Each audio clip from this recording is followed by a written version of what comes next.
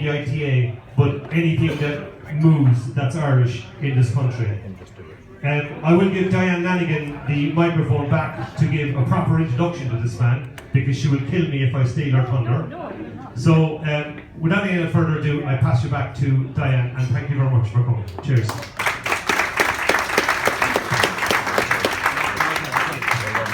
What's the number one fear in life?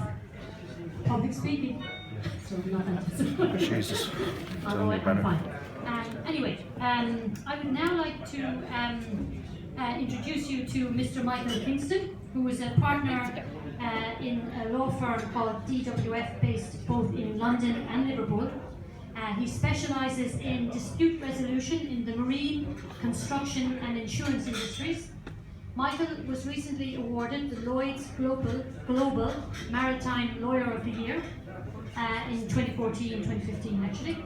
He was also included in the tanker industry top 50 most influential people, and also named in the Lloyd's List 100 2014 as one of the world's most powerful people in shipping.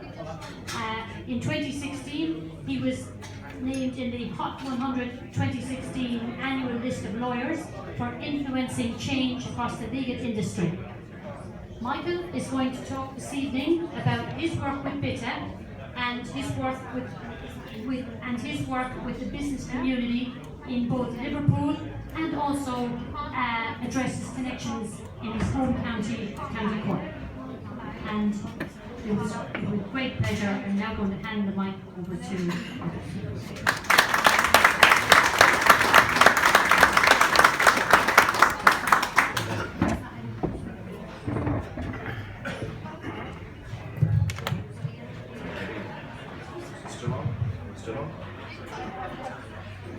Might turn it up a bit. Might turn the mic up a bit. Good evening, everyone. Thank you very much for that lovely introduction, Diane and Paul. And it's so lovely to see everyone here this evening. And I sincerely thank the Lanigan family for their hospitality. And can I just first say what an honour it is to be asked here by the British Irish Trading Alliance to speak this evening at the launch of their Liverpool chapter. And it's an honour for several reasons. Firstly, I deeply respect the work that BITA does and has done over the past number of years since they've been founded. And second, it's a huge honour to be in Liverpool in any event, a place and a people who I've worked closely with over the last number of years on many issues as a lawyer, from work in relation to positioning Liverpool in the Arctic arena, working closely with many businesses here, and organisations such as Mersey Maritime, to working on the push for renewable projects that must go ahead to underpin the Northern Powerhouse and the overall legislative targets of the United Kingdom. The third reason why it's an honour to be here is the deep historic connection between Ireland and her people, and this great city and its people. I'll elaborate on each of these, so first my opinion on the work of the British Irish Trading Alliance. Ireland suffered, as we've seen, from a financial catastrophe which manifested itself in every aspect of Irish life around 2010. There was no escaping the depression that engulfed the country, and in fact this was fueled, in my opinion, irresponsibly by media coverage that focused on everything negative and nothing positive. People were literally committing suicide for financial reasons. Everyone knew someone in difficulty, and there was no good news. Here in England, things were not much better, but there was work for Irish people who were prepared to work hard. There was a welcome and there was a friendship of equals following the Queen's visit to Ireland in 2011. Irish people and English people knew that our economies were intertwined, and so were our problems. Drive and leadership would dictate how that collective approach by a people, the English and the Irish, would move forward. For so long our leaders incorrectly drove a wedge between our two islands and on our island of Ireland. I know that better than anyone, because as a 10-year-old young Irish boy from County Cork, in 1985 I had the rather unenviable task of taking the Swansea Cork ferry to attend an international Benedictine boarding school in England, near Bath, called Downside, where for my first 3 years I was the only Indigenous Irish boy in the school. And that was just a few months after the terrible Brighton bombing. With the benefit of hindsight, I question the history lessons we were taught in both countries about each other as a people and the instilling of unnecessary difference, which I thought in those days to be reality. Of course, it was far from reality, and the warmth and friendship that greeted so many Irish people since 2010 in this country is more symptomatic of what the ordinary Irishman and ordinary Englishman think of each other. And I use ordinary Irishmen and Englishmen advisedly because so much of our past differences were created by the few, by the leaders who thought that they could run roughshod over the ordinary working man and woman, not just in Ireland, but across England, Wales, and Scotland too, and here in Liverpool. And that is why the Queen's visit was so significant. One group of people that would emerge and would show leadership in this period was BITA. We have heard from Paul and Diane about BITA and its objectives and how it came about. I emphasised the difficulties we were in both countries and the need to work together. This organisation understood those difficulties, and the people who founded it understood firsthand the transition of workers from one country to the other, the reality of moving to England, and they recognised the requirement for young Irish people working in England to be supported, but also to support English people and businesses in Ireland, to link both together for the maximum outcome. BITA and the businesses involved with BITA support those people. They help to get things done, to introduce people in a defined and practical way that will help people and businesses achieve defined objectives. BITA does what it says on the tin. It gives people and business a helping hand. And I'll give you an example as a member of the Mayor of London's Irish Advisory Forum that helps organise the St Patrick's Day festivities, which is an extremely important event where the Mayor of London closes the streets of London and allows the Irish community the honour of walking down the streets and celebrating St Patrick's Day. We had a budgetary shortfall this year, and late in the day, for one reason or another, the details of which I won't go into, and a lot of what I would call fireside chats took place, where people and organisations said they would provide the sun, moon and stars, but nothing materialised. So I discussed the matter with Paul Whitnell, and we were kindly supported overnight by members of the British Irish Trading Alliance. That is what BITA can do, practical assistance in those fireside chats. They can bring people together and get things done. The second reason why I said it was an honour to be here was the fact that I and my DWF colleagues have worked closely with the City of Liverpool over the past number of years. Most of this work began with DWF's heavy involvement in the International Festival for Business, staged here in this great city in 2014. And I'm delighted that my colleague Julie Sims is here, who I worked closely with in our involvement at that time. The warmth and drive of the people of this city is simply magnificent, and I'm glad to see some of the people I've worked with here this evening. My firm's roots are in Liverpool. We're a large firm operating in many cities across the United Kingdom, in Dublin, Dubai, Cologne, Munich and Brussels, but we never forget those roots. And it was an honour during the world-leading business event that was London Shipping Week last September to host the Mersey on the Thames event in conjunction with Mersey Maritime in our London office, who I am delighted are here this evening. And that was also supported by the Peel Group, and I'm delighted that Julia Bradley is here this evening. It was a standout event that brought so many of the businesses of Liverpool to London to highlight their incredible contribution to the United Kingdom and further afield. And only a few weeks ago I had the honour of representing DWF at the Mersey Maritime Awards when we were shortlisted for an Innovation Award for our work in changing international regulation. And I'm delighted that Mersey Maritime has come this evening, and everything I've said about the British Irish Trading Alliance applies to Mersey Maritime, a wonderful organisation that harnesses the businesses of the region and creates a collective, and the people that run the organisation are key. The CEO, Chris Sherwin-Rook, is here tonight, as is his assistant, Hazel Walker, and I see a lot of synergy going forward between BITA and Mersey Maritime. Another entity that makes an enormous contribution to the City of Liverpool is Liverpool John Moores University, and I thank them for being here tonight. DWF and I have been working closely with them. We have been working on the polar code for shipping in the Arctic and the Antarctic, and with the 8 Arctic states to locate a best practice forum for navigational safety in the polar regions in the United Kingdom.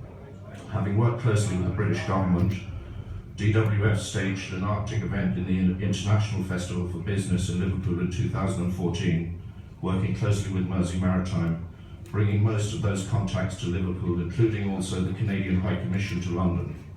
And since then, we have seen a £200 million polar vessel being awarded to Camel Laird and a £30 million knowledge hub being funded by the government, creating the perfect arena with Liverpool John Moore University's help to focus the Arctic Best Practice Forum into Liverpool. And we're working on that at present. And I'm also linking that in, of course, to the National Maritime College of Ireland in my native county of Cork. And speaking of the Canadian High Commission, who I've been working closely with, and indeed with the Canadian Ambassador to Ireland, they are unable to be here this evening at short notice, but out of respect for the work that BITA is doing, and the respect and importance with which they see Liverpool, with the expansion of Liverpool's port and Ireland's position in conjunction with Canada, they have asked me to give an update of the Canadian-European Trade Agreement, otherwise known as CETA, something that is important to note given the upcoming referendum here in the United Kingdom. It is important, of course, to be in Europe to benefit from the agreement. Emily McLaughlin, Head of Trade at the Canadian High Commission in London, says, "Michael, we would be pleased if you would insert some CETA lines into your address. You can also direct people to the High Commission should they wish to know more. Our contact information is on our webpage, unitedkingdom.gc.ca. CETA creates great benefits for the UK and EU business. They will cut 90% of all tariffs immediately. It will provide improved and preferential access for goods and services. It will increase labour mobility, including through temporary entry and a process to allow the mutual recognition of professional designations such as engineers and architects, and maybe people like me, lawyers, if I want to go and work in Canada. Greater certainty, transparency and protection of investments, and it will create new opportunities in procurement markets. CETA unlocks the North American market. Those who set up in Canada can leverage CETA, and CETA is real. Negotiations are finalised. Both sides' trades lawyers have okayed the text, and the agreement should be put to the EU and Canadian parliaments for ratification this year. If ratified this year, it will enter into force in early 2017. So now is the time to learn what opportunities CETA creates, enhances for your business, and to build the necessary partnerships to benefit from the agreement. Thanks again, Emily. So that is an important message for all of us. And a word of warning from me personally: if Britain leaves Europe, a new agreement will have to be negotiated. It could take years, whilst reaping no benefit from CETA. The same applies to the Transatlantic Trade Investment Partnership with the US. And that is something that Liverpool and the people of Liverpool need to think very carefully about, because of the huge benefits of being part of those agreements with the expansion of Liverpool Dock, etc. I'm also pleased to say that Liverpool Football Club are attending this evening, and I'm delighted to see Jennifer Lagler and Philippa Teal, and they also supported the Mersey on the Thames event in London Shipping Week, bringing their 2005 European Cup with them. I'm not a Liverpool supporter, but I've always had a soft spot in my heart for Liverpool Football Club. And when I contacted Head of Marketing Andy Hart and Chief Financial Officer Billy Hogan just a few days ago about tonight, they immediately responded to ensure the club came to support BITA this evening. Now this brings me to the third reason why it is an honour to be here at the launch of the Liverpool chapter of the British-Irish Trading Alliance, the deep connection with Ireland, and in particular for me with my home county of Cork. As a Corkman, like Paul Whitnell, and my great friend since childhood, Roger Deneen of Harcourt Developments, who is here this evening, our connection with Liverpool goes back over hundreds of years. It is natural for us to get on with the people of this city. because we have intermingled for centuries. One of those reasons is the proximity and importance of Liverpool as a port and Cork. For centuries, they were two of the most important ports in the British Empire. Most ships that left Liverpool before heading west to America would stop in Cork, in Queenstown, now Cove, to take on provisions or pick up cargo and passengers. But also, and very importantly, prior to land-to-ship communication, commercialised and tested by Marconi at the beginning of the last century, by my uncle's land on Brough Head in County Cork, where I grew up, Cork was a critical port of call for the West Indian and Jamaican fleets that left Liverpool or were returning to Liverpool. Queenstown, and indeed my port of Crookhaven, were critical communication hubs for this international trade between the old and the new world. Lloyd's officers would send instructions to masters as to where they should deliver their cargo, and the master would report any issues or loss during the voyage, so the ships had to stop in Cork. Additionally, thanks to my friend Peter Parrell Hines, I have had the honour in 2015 of delivering 4 talks on the 100th anniversary of the sinking of the Lusitania, an act of brutality that took place off County Cork, 12 miles south of the old head of Kinsale, on the 7th of May 1915. The connection with Cork and Liverpool is clear from this tragedy, but also prior to the tragedy. The Lusitania, or Lucy, as she was known in her home here in Liverpool, smashed the transatlantic record known as the Blue Riband and achieved a time of 4 days, 19 hours and 52 minutes in October 1907. And she was the Roger Bannister of the sea. She and her sister ship, the Mauretania, were the champions of the sea going into the First World War. Both were Cunard ships, a famous shipping company that is to this very day located here in Liverpool, with the famous Cunard building located down the road from us here by the docks. The start for every Lusitania and Mauretania record was in County Cork, because those ships all stopped there. It is sad, but a fact, that we are united in tragedy as 1,201 innocent people lost their lives, including many young people plucked out at the Cop end of Liverpool's Anfield Stadium, children in today's world. Due to the brutal war that was going on, the normal naval trained crew was sent to fight in the war and had to be replaced. And they rest at 300 feet just off Kinsale, and it has been important to respect those victims in this 100th anniversary year, and we think of them tonight too. So the Irish intermingled on a daily basis with Liverpool on the shipping lanes, and there are personal reasons too why I feel connected with Liverpool. I said I was not a Liverpool supporter, but I am a West Ham United supporter. And the reason is simple. My great-grandfather, Mick Kingston, left Goleen in County Cork as an emigrant in the 1890s.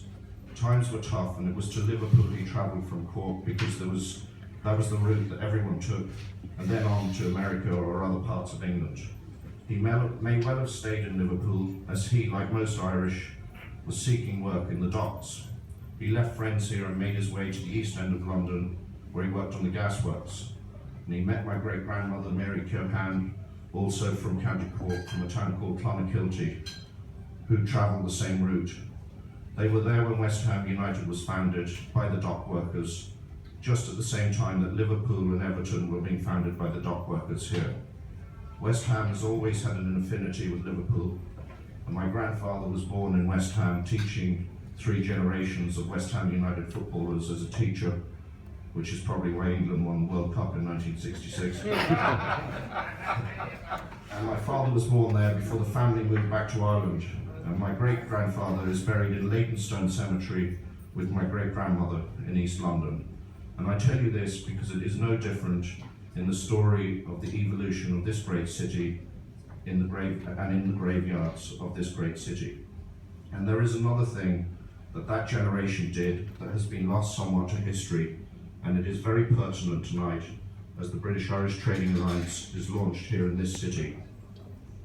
We like to say that the hard-working Irishmen built Britain, our infrastructure, the railways, canals, undergrounds and motorways.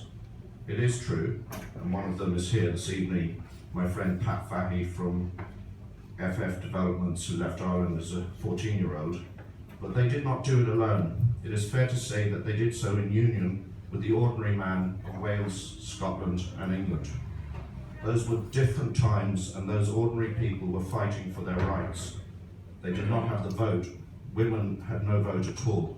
And we often think in Ireland that our problems down through the years were caused, as it was popularly said, until history has corrected itself, by the scourge and scorn of all England, of all English people. The reality is somewhat different. The ordinary Englishman, Welshman and Scotsman were suffering exactly the same problems derived from a feudal system that dictated from the top down. No one was allowed to have a say, and certainly not the dock workers. But the dock workers had other ideas, and they decided to work together as a collective, and they forced through their strikes and lockouts the reform of the House of Lords in 1911 that finally took away the veto to legislation of the feudal elite and opened up people to the franchise after the war. That was achieved by the ordinary Irishman, Englishman, Welshman and Scotsman working together. And that is what BITA is all about, helping people to connect so that we can work together in a collective, Irishman, Englishman, Scotsman and Welshman. And finally, it remains for me to say, it has been an honour to speak with you here tonight. Well done to the British-Irish Trading Alliance for the work that you do. I don't believe in fireside chats. I believe in defining achievables, going out and achieving them. And I would not be here if I did not think that that is what you do. You complement the ethos and history of this magnificent city and its people, of all they have achieved together down through the years with Ireland and Irish people. And I know that your organisation would help the business and people of this city. With the challenges we face, we must work together now more than ever, and it is entirely appropriate that BITA are here this evening. Thank you very much.